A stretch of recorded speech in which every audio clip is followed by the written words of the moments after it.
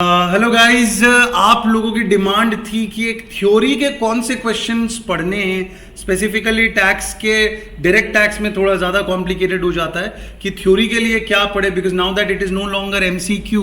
तो आपसे कहीं ना कहीं एक 4 नंबर 3 नंबर के थ्योरेटिकल क्वेश्चंस भी एक्सपेक्ट करे जा सकते हैं। तो मैंने एक लिस्ट बनाई है जिसमें वील मूव चैप्टर वाइज और कोशिश करेंगे कि हर चैप्टर में जो पोर्शन थ्योरी के लिए थोड़ा सिग्निफिकेंट है वो आपके लिए एन्यूमरेट किया है। तो बस अच्छे से इसको पढ़ लो, काम हो जाएगा। ठीक है, तो मैंने जो किताब खोल रखी है वो आप लोगों का स्टडी मैट है, ताकि कोई भी स्टूडेंट कहीं पे भी हो उसके पास आई एम श्योर ये नोट्स तो होंगे। किसी टीचर का नोट्स हो या ना हो डजंट मैटर, बट ये आईसीएसआई स्टडी मैट है, ये सबके पास होगा। तो इसी से आप थ्योरी पढ़ के जाइए। थ्योरेटिकल क्वेश्चंस डायरेक्टली किताब से ही पूछे जाने के ज़्यादा चांसेस होते हैं, और यही वाली लैंग्वेज जो होगी वो एग्जामिनर्स को दी जाएगी कि इसके अनुसार पेपर चेक करो, इसके अनुसार मार्क्स दो। तो भैया लाइन पे चलिए, इधर उधर मत भटकिए, किताब की लैंग्वेज को लिखने का ज़्यादा से ज़्यादा प्रयास कीजिए ताकि आपको मैक्सिमम मार्क्स मिल सकें। Will start with the first theoretical question जो मुझे लगता है आपको पढ़ के जाना चाहिए, which is page number 6, direct tax और इनडायरेक्ट टैक्स का डिफरेंस। ठीक है जी, तो इसे ज़रूर आप लोग पढ़ के जाइएगा, ये काफ़ी इंपॉर्टेंट होगा आपके लिए। डायरेक्ट टैक्स, इनडायरेक्ट टैक्स आप सारी चीज़ें जानते हैं। इम्पैक्ट, इंसिडेंस सेम लोगों पे पड़ता है, अलग लोगों पे पड़ता है। बर्डन शिफ्ट करी जा सकती है, नहीं करी जा सकती है। एक से इन्फ्लेशन होता है, एक से इन्फ्लेशन नहीं होता है, वगैरह वगैरह वगैरह। एक प्रोग्रेसिव है, एक रिग्रेसिव है। ये सारी बातें आप बता दीजिएगा। मूविंग अहेड, पेज नंबर 19 पे आ जाइए, और वो क्वेश्चन है एओपी और बीओआई का difference. Question number 2, page number 19 from your study mat, and the question is AOP और बीओआई का डिफरेंस। ऑब्वियसली फर्स्ट पार्ट में आप फुल फॉर्म बता दीजिए, दूसरे में बता दीजिए कि एक में कोई भी पर्सन मेंबर हो सकता है, एक में सिर्फ इंडिविजुअल मेंबर हो सकता है, तीसरे में बता दीजिए कि एक चीज़ जो होती है वो ऑपरेशन ऑफ लॉ की वजह से बनती है और दूसरी चीज़ जो है वो म्यूचुअल कंसेंट की वजह से बनती है। चौथे में एग्जाम्पल दे दीजिए, काम हो जाएगा। Moving ahead, page 21, previous year rule क्या होता है और उसके एक्सेप्शंस क्या हैं। तो प्रीवियस ईयर रूल आप सभी जानते हैं कि जिस साल आप पैसा कमाते हो उसे हम प्रीवियस ईयर कहते हैं, और उसका असेसमेंट जो है इनकम का अगले साल होता है जिसे हम असेसमेंट ईयर कहते हैं। लेकिन उसके कुछ एक्सेप्शंस होते हैं, टेम्पररी बने हुए एओपी बीओआई, कोई व्यक्ति जो प्रॉपर्टी ट्रांसफर कर रहा है टैक्स बचाने के लिए, कोई जो इंडिया छोड़ के जाने वाला है, वगैरह वगैरह। ये सारे पॉइंट्स आप बता दीजिएगा, काम हो जाएगा। मूविंग अहेड, पेज नंबर 40 पे है पोएम।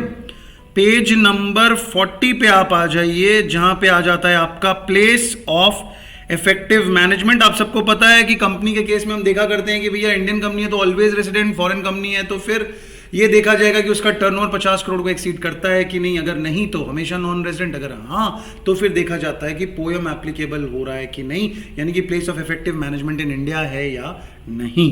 तो ये प्लेस ऑफ इफेक्टिव मैनेजमेंट के ऊपर पेज नंबर 40 में कुछ बातें बताई हुई है, जैसे कि ये 50% वाली बातें, ये आपको अच्छे से बतानी पड़ेगी। ये भी कहीं ना कहीं इंपॉर्टेंट मान के चलिएगा। Moving ahead, page number 49, income by virtue of, आइए फटाफट देखते हैं पेज नंबर 49।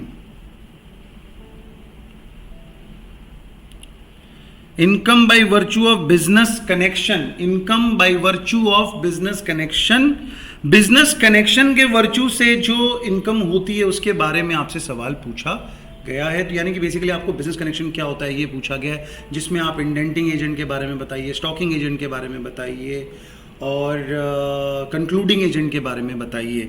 वो 3 इंपॉर्टेंट पॉइंट्स होंगे इसमें। इसके अलावा आप ये सारी चीज़ें बता सकते हैं। इतना एग्जैक्ट लैंग्वेज आपका आंसर में होना ज़रूरी नहीं है। ये कोई कंपनी लॉ का क्वेश्चन नहीं है जहाँ पे कि आपसे थ्योरेटिकल आंसर में एक्सपेक्टेशंस एक अलग लेवल की हो। आप point two the point answer लिखेंगे तो भी आपको अच्छे मार्क्स यहाँ पे मिल जाएंगे। तो उसके बाद मैं चलता हूँ, नेक्स्ट क्वेश्चन मेरा है पेज नंबर 66, एग्जेम्पशन, डिडक्शन और रिबेट में क्या डिफरेंस होता है। एग्जेम्पशन, डिडक्शन और रिबेट में क्या डिफरेंस होता है, काफ़ी इंपॉर्टेंट क्वेश्चन होगा ये भी आपके लिए। अब आपको ध्यान रखना है कि एग्जेम्पशन जो चीज़ होती है वो आपकी टैक्सेबल इनकम का कभी हिस्सा बनती ही नहीं है।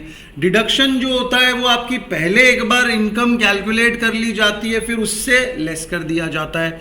रिबेट जो होता है वो आपकी डायरेक्टली टैक्स लाइबिलिटी से लेस होता है। तो ये तीन चीजें आपको ध्यान रखना है। अगर मैं आपसे एक सवाल पूछूं कि मान लीजिए आपको चॉइस मिल रहा है कि आपको 10,000 रुपए का एग्जेम्पशन चाहिए कि 10,000 रुपए का डिडक्शन चाहिए कि 10,000 रुपए की रिबेट चाहिए, आप मुझे कमेंट में बताइएगा आप क्या चुनेंगे, कौन सा चीज आपके लिए सबसे ज्यादा प्रॉफिटेबल होगा, 10,000 का एग्जेम्पशन लेना या डिडक्शन लेना या फिर रिबेट को चुनना। चलिए मूविंग अहेड, पेज नंबर 102 पे जो क्वेश्चन है it's very very important. VRC की कंडीशन यानी कि वॉलंटरी रिटायरमेंट कॉम्पेंसेशन, जहां पे कि आपको बताया जाता है कि जीवन में एक बार आप उसे यूज कर सकते हैं, आप एग्जेम्पशन का मजा ले सकते हैं, बट उसकी कुछ कंडीशंस होती हैं जो आपको याद होनी चाहिए। दो मेजर कंडीशन होती है। एम्प्लॉयर जो है वो आपका स्पेसिफाइड एम्प्लॉयर होना चाहिए और जो स्कीम थी वो सीबीडीटी गाइडलाइंस के अनुसार होनी चाहिए। सीबीडीटी गाइडलाइंस जो है वो ऐसी है कि भाई सारे एम्प्लॉयज के ऊपर ये एप्लीकेबल हो जिनको 10 साल हो गए काम करते हुए या फिर 40 साल की जिनकी उम्र हो। Objective of the scheme should be to reduce the number of workers. जो रिट्रेंच्ड वर्कर है उसको रीहायर नहीं किया जा रहा है। वैकेंसी जो क्रिएट हो रही है उसे रीफिल नहीं किया जा रहा है। ये सारे पॉइंट आप बता देंगे तो आपका आंसर तैयार हो जाएगा। वेरी वेरी इंपॉर्टेंट, इसको मार्क करके आप लोग चलिएगा बच्चों। Moving ahead, we have deemed owner, again a very very very very very important theoretical question. Direct question आप एक्सपेक्ट कर सकते हैं कि डीम्ड ओनर कौन होता है। डीम्ड ओनर में आपको याद होगा वो पॉइंट्स की भाई 53A of transfer of property act की वजह से अगर आपको पार्शियल पेमेंट पे पोजेशन मिल गया हो, या फिर आप किसी क्लब या एसोसिएशन के मेंबर बने और बदले में आपको एक घर दे दिया गया है, घर का पोजीशन दे दिया गया है, या फिर कोई अपने स्पाउस वगैरह को अगर प्रॉपर्टी ट्रांसफ़र कर देता है, holder of an impartible estate वगैरह, ये सारी बातें बहुत ही इंपॉर्टेंट है, इसको कवर कर लीजिएगा। Deemed owner very very important mark कीजिएगा बच्चों। Moving ahead, property held as stock in trade. Now this is again a very important portion. यहाँ पे क्योंकि थोड़े स्पेसिफिक प्रोविजन होते हैं कि भाई जो नोशनल इनकम होती है उसके लिए आपको 2 साल तक का टाइम दिया जाता है और कहा जाता है कि हम नोशनल इनकम पे टैक्स नहीं लगाएंगे, तो इसलिए इन प्रोविजंस को आप अच्छे से पढ़ के जाइएगा। मूविंग अहेड, प्रॉपर्टी वो हो गया। एक केस लॉ है पेज नंबर 167 पे, Chennai properties and investment limited का। बड़ा अच्छा केस लॉ है बिकॉज हमेशा से हमने ये पढ़ा है कि भाई कोई व्यक्ति अगर ये भी कह दे कि मेरा तो बिजनेस ही है प्रॉपर्टी को किराए पे लगाने का, तो भी उसे यही कहा जाएगा कि बेटा उससे फर्क नहीं पड़ता क्योंकि तुमको रेंटल इनकम हुई है और बाय डेफिनेशन वो हाउस प्रॉपर्टी के हेड में ही टैक्सेबल होगी। लेकिन ये एक विचित्र केस लॉ आया जहां पे इससे कॉन्ट्ररी का फैसला सुनाया गया है। तो अगर अभी अच्छा है अपने को एमसीक्यू नहीं है तो कोई बर्डन नहीं है, जो भी आपको आप सारा अजम्पशन सारा अपना पॉइंट ऑफ व्यू अच्छे से एक्सप्लेन कर सकते हैं। तो आपसे भी पूछा जाए तो आप बताएंगे कि भाई नॉर्मल प्रोविजन तो यही होता है कि किसी का अगर बिजनेस भी है प्रॉपर्टीज को किराए पे लगाने का तो भी उसे हाउस प्रॉपर्टी में टैक्सेबल करना चाहिए। हाउएवर एक केस था Chennai properties and investment limited का जिसमें ये बताया गया कि अगर कोई कंपनी है जिसने अपने मेमोरेंडम ऑफ एसोसिएशन में लिखा हुआ है वगैरह वगैरह, उसका यही काम है, तो फिर उसे बिजनेस इनकम मान लिया जाएगा। चलिए आगे बढ़ते हैं, इस केस लॉ को देख के जाइएगा। Transaction specifically excluded from the scope of speculative transactions, page number 177। Speculative transaction की डेफिनेशन भी आपको पता होनी चाहिए। ऐसी ट्रांजैक्शन जिसको हैबिचुअली सेटल किया जाता है by any mean other than taking delivery, बिना डिलीवरी के जिसे सेटल किया जाता है। लेकिन कुछ कुछ चीजें होती है उससे इसका एक्सेप्शन माना गया है। इनको भले ही ये फॉरवर्ड फ्यूचर या ऐसी चीज़ों से इसको सेटल किया जा रहा है, मार्जिन के डिफरेंस से सेटल किया जा रहा है, डिलीवरी नहीं लिया जा रहा है, फिर भी इन्हें स्पेक्यूलेटिव ट्रांजैक्शन नहीं माना जाता है। टू गिव एन एग्जांपल कि भैया आप टमाटर का काम, टमेटो सॉस बनाने का काम करते हैं, आपको लगता है कि टमेटो का रॉ मटेरियल जो है वो आपको महंगा मिलेगा तो आपको नुकसान हो जाएगा, तो उसको हेज करने के लिए आपने कमोडिटी मार्केट में टमेटो के फ्यूचर्स के ऊपर अपना दाव लगा रखा है, तो फिर उसे स्पेक्यूलेटिव नहीं माना जाएगा। इस तरह के कुछ एग्जाम्पल्स हैं, देख के जाइएगा, इंपॉर्टेंट है आपके एग्जाम के लिए। Moving at, balancing charge and terminal depreciation, page number 192 and 93। मैं चाहूंगा कि आप लोग भी इस वीडियो के साथ साथ ही नोटबुक खोलें और जहाँ जहाँ मैं इंपॉर्टेंट मार्क कर रहा हूँ उसे डायरेक्टली हाथों हाथ इंपॉर्टेंट मार्क करते चले। हालांकि मैं आपके रेफरेंस के लिए एक वर्ड डॉक भी PDF जो है वो वीडियो के लिंक में सबमिट कर दूंगा ताकि आप उसे भी देख सकते हैं, बट प्रेफरेबल होगा किताब खोल के बैठिए, एक गर्मा गर्म पोर्शन को आप सर्व कर रहा हूँ उसे ग्रहण कीजिए। चलिए, बैलेंसिंग चार्ज और टर्मिनल डेप्रिसिएशन क्या होता है, आई होप आप सबको याद है। पावर जनरेशन या फिर पावर जनरेशन एंड डिस्ट्रीब्यूशन का काम करने वाली जो कंपनीज होती है उनके लिए स्पेसिफिकली डेप्रिसिएशन SLM मेथड पे इंडिविजुअल मशीन पे चार्ज करने का प्रावधान होता है। अगर उनको लॉस होता है सेल पे तो उसे हम टर्मिनल डेप्रिसिएशन कहते हैं, प्रॉफिट होता है तो उसे हम बैलेंसिंग चार्ज कहते हैं। तो इस क्वेश्चन को भी अच्छे से प्रिपेयर कीजिएगा, बहुत इंपॉर्टेंट है ये, वेरी हाई चांसेस कि आपको ये एग्जाम में देखने को मिले। मूविंग अहेड, 228 से 229 पे आ जाता है सेक्शन 44AA जो बात करता है मेंटेनेंस ऑफ अकाउंट्स के बारे में। ठीक है जी, 44AA is going to talk about maintenance of accounts. ये आप सबको याद होगा कि दुनिया में दो तरह के लोग होते हैं, एक पढ़े लिखे एक जाहिल। पढ़े लिखे लोगों में फिर दो कैटेगरी हो सकती है, एक अमीर एक गरीब। जाहिलों में दो कैटेगरी हो सकती है, एक अमीर एक गरीब। जो गरीब भी है और जाहिल भी है उसे कुछ बनाने की ज़रूरत नहीं, जो अमीर भी है और पढ़ा लिखा भी है उसे सब कुछ बनाने की ज़रूरत है रूल 6F के अनुसार। और जो दो बीच के लोग हैं उनको सिर्फ इतना कहा गया कि बेटा इतना रिकॉर्ड मेंटेन कर लो कि AO यानी कि असेसिंग ऑफिसर अगर कभी आपकी इनकम कैलकुलेट करना चाहे तो उसे कोई दिक्कत ना हो। ठीक है जी, तो सेक्शन 44AA के तहत किसको अकाउंट्स मेंटेन करने की क्या रिक्वायरमेंट है इसे आप अच्छे से पढ़ के जाइएगा। मूविंग अहेड, 44AB ऑडिट का प्रोविजन है, ये भी बहुत इंपॉर्टेंट है। यहाँ पे स्पेसिफिकली देखा जाए तो वो 10 करोड़ वाला जो प्रोविजन है ताज़ा आया है उसको ज़रूर आप लोग देख के जाइएगा कि अगर किसी का 5% से ज़्यादा का कैश में ना लेन है ना देन है तो उसको 1 करोड़ की बजाय 10 करोड़ की लिमिट एप्लीकेबल हो जाती है। इसको प्लीज़ पढ़ के जाइएगा, very very important for your exams. Next is slump sale, page number 275। जब किसी एंटिटी को या फिर पार्ट ऑफ एंटिटी को without assigning independent value to assets अगर एक लमसम कंडीशन कंसिडरेशन के लिए बेच दिया जाता है देवियों और सज्जनों तो उसे हम कहते हैं स्लम सेल। स्लम सेल के प्रोविज़न में आपको कभी भी इंडेक्सेशन बेनिफिट नहीं मिलता है। आपको याद होगा मेरे टैक्स के जानलेवा टॉपिक्स में मैंने एक वीडियो बनाया था जो स्पेसिफिकली बात करता है कहाँ कहाँ आपको इंडेक्सेशन बेनिफिट नहीं मिलता। अगर आपने वो वीडियो नहीं देखा है तो प्लीज़ एक प्लेलिस्ट आपको दिखाई देगी टैक्स के जानलेवा टॉपिक, उसमें 21 वीडियो हैं जो सारे के सारे वीडियो बहुत ही कीमती हैं, उसको ज़रूर देख के जाइएगा before your exam. It discusses some of the most important as well as complicated topics for your syllabus। चलिए 275 पे मैंने आपको बताया स्लम सेल का प्रोविजन, इसको पढ़ के जाइएगा ज़रूर। Moving ahead, reference to valuation officer 282, again very important for theory, direct practical में पूछा जाना मुश्किल है तो फिर ये थ्योरी में ज़रूर पूछा जा सकता है जहाँ पे आपको बताना होता है कि दो केसेस होते हैं, या तो वैल्यू आदमी खुद बताता है या फिर किसी वैल्यूएशन ऑफिसर की मदद लेता है। अगर खुद बताया तो आपको फिर भी एक मार्जिन ऑफ एरर दिया जाता है, लेकिन अगर आपने रजिस्टर्ड वैल्यूअर की हेल्प ली है और AO को अगर 1 रुपये का भी फर्क लगता है तो वैल्यूएशन ऑफिसर को बुला सकता है। अगर बंदा यानी कि ऐसे खुद वैल्यू दे रहा है तो उसको फिर भी 25,000 या 15% तक का मार्जिन ऑफ एरर दिया जाता है। Ladies and gentleman, very important for your exam, पढ़ के जाइएगा इसे भी। Casual income, page number 311, direct question पूछा जाना बहुत ज़्यादा शायद इम्पॉर्टेंट नहीं है बट स्टिल थोड़ा इम्पॉर्टेंट है तो पढ़ के जाइएगा। कैजुअल इनकम का ट्रीटमेंट क्या होता है, उसे डिडक्शन अलाउड नहीं होते, फ्लैट टैक्स रेट होता है 30% का, TDS कट के पैसा मिलता है वगैरह वगैरह, ये सारी चीज़ें आप बता दीजिएगा। और again not very very important but still पढ़ के जाइएगा। Then we have inter corporate dividend 315 से 316, इसे मैं इंपॉर्टेंट की कैटेगरी में रखूँगा। इंटर कॉर्पोरेट डिविडेंड ज़रूर पढ़ के जाइएगा क्योंकि एक डिडक्शन का सेक्शन भी इससे जुड़ा हुआ रहता है 80M, तो बहुत इंपॉर्टेंट है, इसको पढ़ के आप लोग ज़रूर जाइएगा। आगे चलते हैं, ऐसा हो तो ये इलस्ट्रेशन देख लीजिएगा जस्ट इन केस जिनको ये टॉपिक नहीं आता है। MAT and MAT credit, page number 495।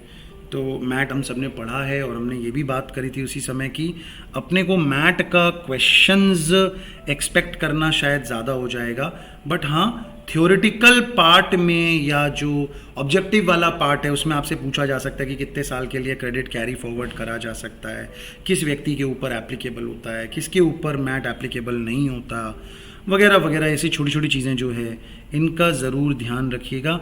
Mat and MAT credit आपको मिलेगा पेज नंबर 495 में। चलिए फटाफट अपनी किताब को पलटिए और मेरी तरह आगे मत निकल जाइए। मैट और मैट का क्रेडिट कहाँ मर गया रे तू? नहीं, वी आर टॉकिंग अबाउट 495 जहाँ पे आपको मैट का क्रेडिट भी मिल जाएगा। 491 पे मैट का प्रोविज़न और 495 पे मैट का क्रेडिट, इसका ज़रा ध्यान रखिएगा। 15 साल, वेरी वेरी इंपॉर्टेंट। चलिए moving ahead. Equalization levy very important for a theoretical direct question पूछा जा सकता है। इक्वलाइजेशन लेवी क्या होता है? पेज नंबर 508 याद होगा आपको, हमने पढ़ा था कि गूगल टैक्स भी इसे कहा जाता था। वो लोग जिनका इंडिया में फिजिकली कोई अस्तित्व नहीं है, वजूद नहीं है, उनको जब आप कोई पेमेंट करते हो तो सरकार आपसे एक्सपेक्ट करती है कि भैया आप उनको पेमेंट करने से पहले एक equalization levy, it's very similar to TDS. TDS में जैसे आप पेमेंट करने से पहले एक अमाउंट काट के सरकार को जमा करवा देते हैं, वैसे ही इक्वलाइजेशन लेवी का फंडा है। तो इसको प्लीज़ पढ़ के जाइएगा। Moving ahead, updated return page 560। हालांकि पिछले टर्म में ये टॉपिक आ गया था बट स्टिल अभी भी नया ही टॉपिक इसे माना जाएगा।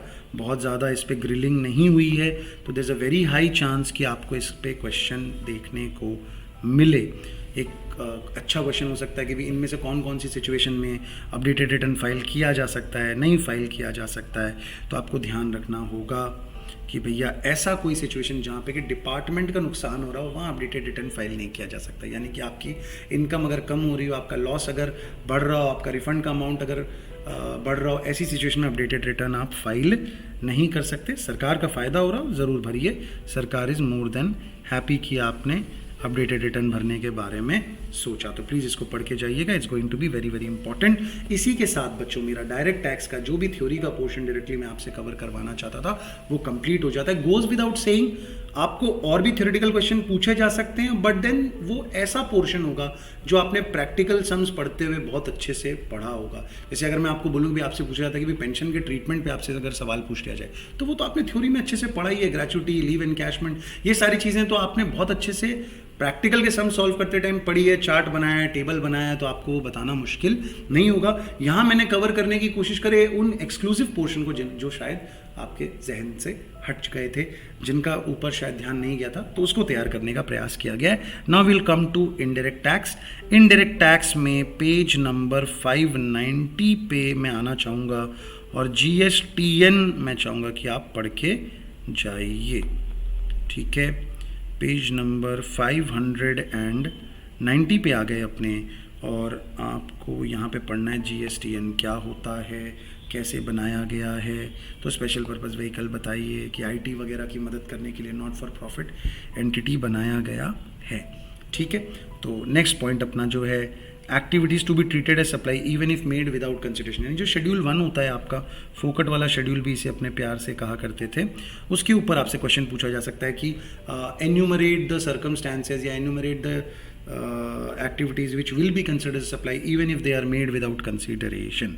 ऑब्वियसली आपने इसको प्रैक्टिकल पोर्शन पढ़ते हुए भी बहुत अच्छे से पढ़ा होगा, बट स्टिल ये थ्योरी के लिए इंडिपेंडेंटली अपने राइट में काफ़ी इंपॉर्टेंट क्वेश्चन है, इसलिए मैंने यहाँ पे इसको कवर करने की कोशिश करी है। पेज नंबर 624 पे आपको वो शेड्यूल 1 की सारी बातें मिल जाएगी। ऑब्वियसली जो अपने यहाँ पढ़े हुए हैं उनके पास अपने खुद के नोट्स हैं, तो आप अपने नोट से पढ़ लीजिएगा, बट ये वीडियो एक यूनिवर्सल वीडियो बनाने की कोशिश करिए जो सबके काम आए, ना सिर्फ मेरे स्टूडेंट्स के। तो आप लोग ICSI के स्टडी मैट से पढ़िए, कोई दिक्कत नहीं है। चलिए, तो यहाँ पे ये सारी बातें लिखी हुई है, इसको अच्छे से पढ़ के जाइएगा। शेड्यूल 1 फोकट वाला शेड्यूल इसे हम कहा करते थे। Moving ahead, composite supply versus mix supply, again very very important for a theoretical portion.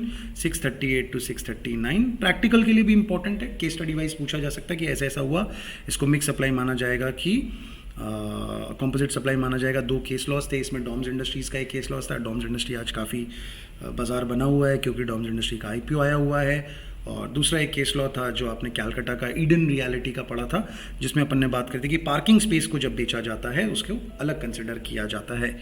चलिए खैर, मिक्स सप्लाई, कॉम्पोजिट सप्लाई अच्छे से पढ़ के जाइएगा, very very important for theory as well as practical. Moving ahead we have GST council. ये GST council का जो पोर्शन है ना, ये आईसीएसई स्टडी मैट में और कहीं अगर आपको नहीं मिले, पेज नंबर 11 पे चले जाइएगा, डायरेक्ट टैक्स के पोर्शन में, वहाँ पे आपको ये मिल जाएगा। इसका कोरम क्या होता है, वोटिंग कैसे होती है, वो सारी बातें, किसका किसका वेटेज क्या है वोट का, जैसे सेंट्रल गवर्नमेंट का 1/3 है, बाकी का 2/3 है, ये सारी चीज़ें पढ़ के जाइएगा, इंपॉर्टेंट होगा।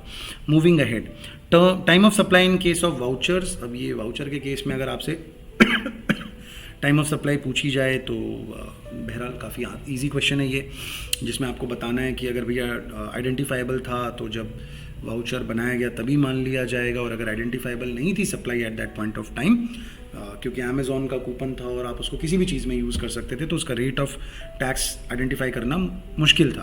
तो ऐसी सिचुएशन में जब उसे रिडीम किया जाएगा तो वो बन जाएगा टाइम ऑफ सप्लाई। और ये आपको पता है कि ये दोनों ही सिचुएशन में सेम रहता है, चाहे आप बात कर रहे हों गुड्स के केस में या सर्विसेज के केस में, ट्रीटमेंट आपका बिल्कुल सेम रहता है।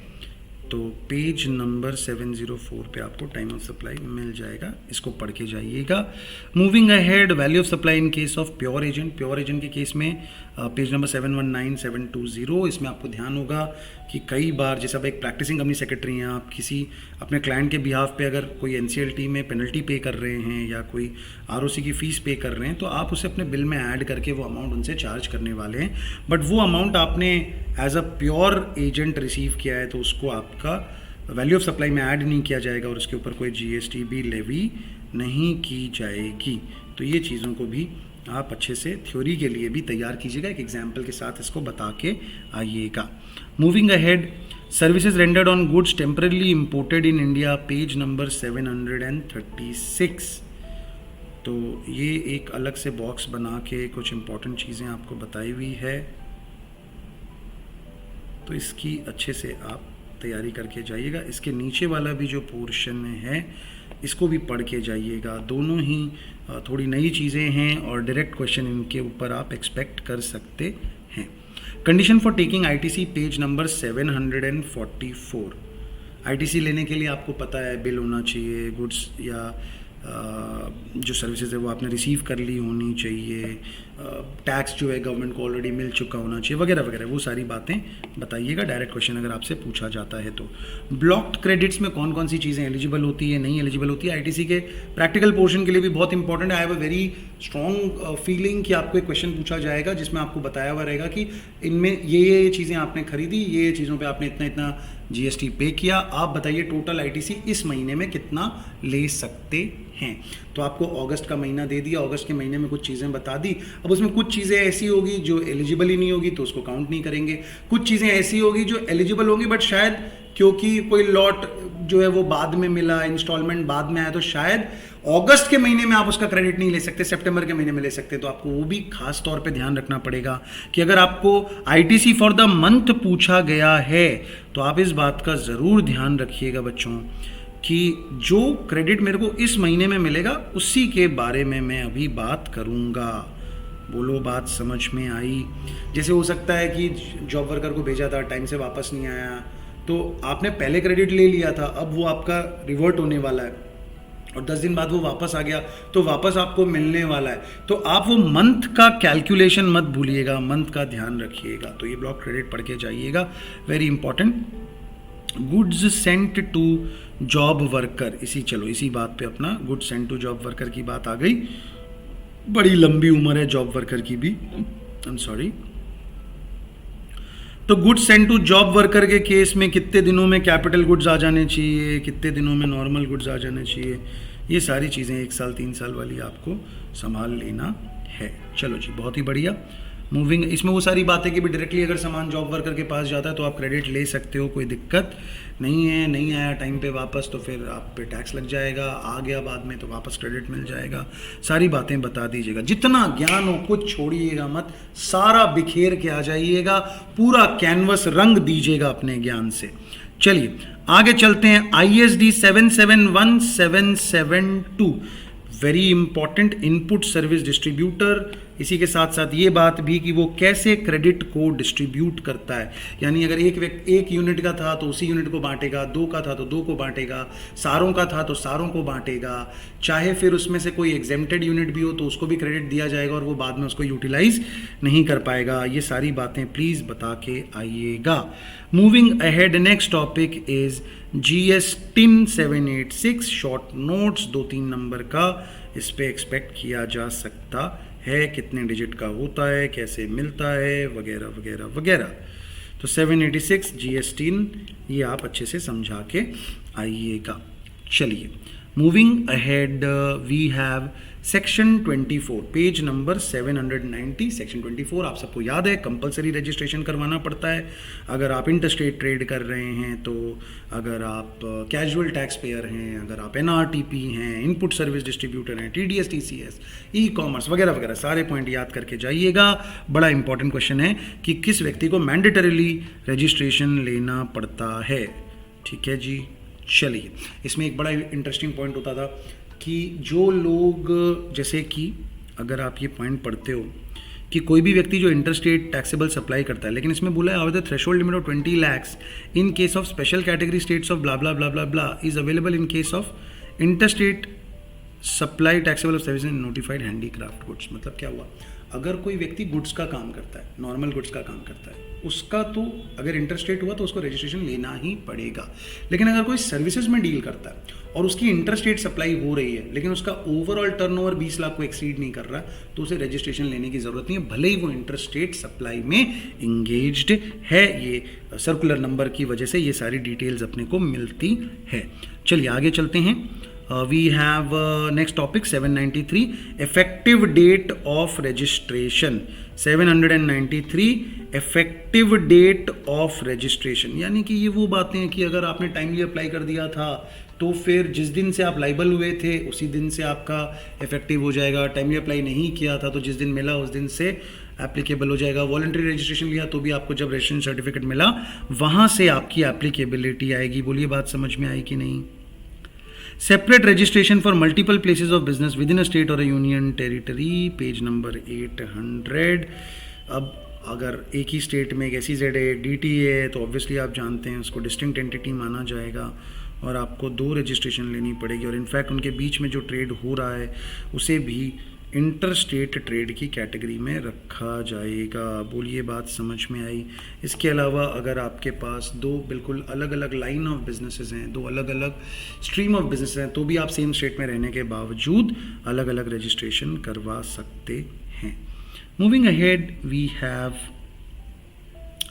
Registration liable to cancellation in certain cases, page number 806। 806 पे आपका टॉपिक है कि कब आपकी रजिस्ट्रेशन जो है वो लाइबल फॉर कैंसिलेशन होती है। ठीक है, तो आप भैया जवाब नहीं दे रहे, शो कॉज नोटिस का रिटर्न वगैरह नहीं भर रहे, बदमाशियाँ कर रहे हैं। आपने ले लिया है रजिस्ट्रेशन सर्टिफिकेट वॉलंटरी लेकिन कोई काम ही नहीं कर रहे हैं, तो इन सभी सिचुएशन में आपके रजिस्ट्रेशन सर्टिफिकेट को कैंसिल किया जा सकता है। पेज नंबर 813 पे good Saint on approval basis.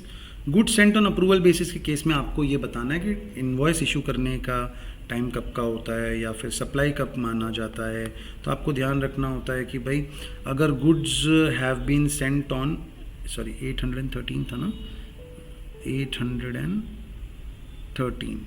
तो ये रहा अप्रूवल बेसिस, जिसमें अपने को पता होता है कि भैया या तो वो जब उसे अप्रूव करेगा सप्लाई तब मानी जाएगी, या फिर अगर 180 दिन बीत चुके हैं और अभी भी वो कुछ जवाब नहीं दे रहा है तो 6 महीने का समय काफ़ी होता है किसी के लिए ये पता करने के लिए कि उस सामान को एक्सेप्ट करना था कि नहीं।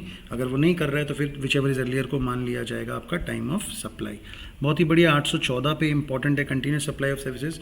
ये इंपॉर्टेंट है, यहाँ पे वो आपको वो सब बताना है कि अगर कॉन्ट्रैक्ट्स आइडेंटिफाइबल था तो उस डेट को प्लेस और डेट ऑफ सप्लाई या टाइम ऑफ सप्लाई मान लिया जाएगा।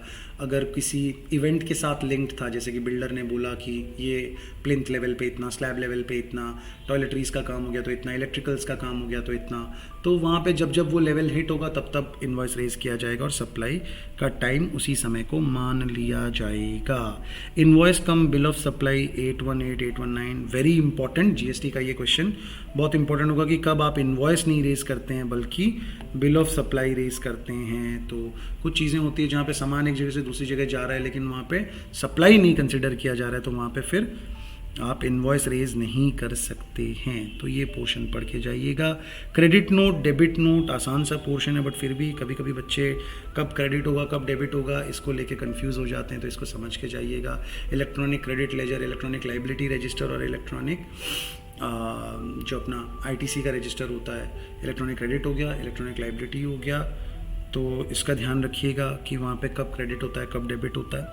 Next you have QRMP, very important, page 842 843, quarterly return monthly payment scheme. आपसे डायरेक्टली क्वेश्चन पूछा जा सकता है कि ये क्या होता है QRMP स्कीम, कब आप उसके लिए इन एलिजिबल हो जाएंगे।